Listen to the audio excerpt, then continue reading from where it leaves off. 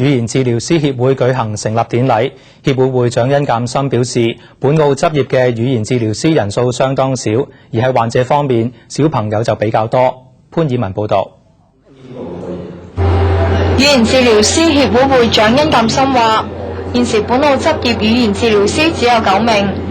按澳門人口推算，本澳1名語言治療師就要面對超過5萬名嘅語言病患者，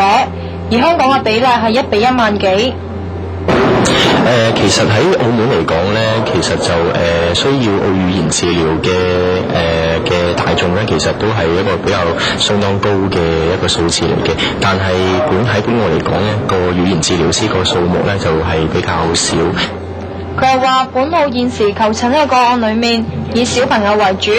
問題普遍係語言發展遲緩同埋自閉症等等。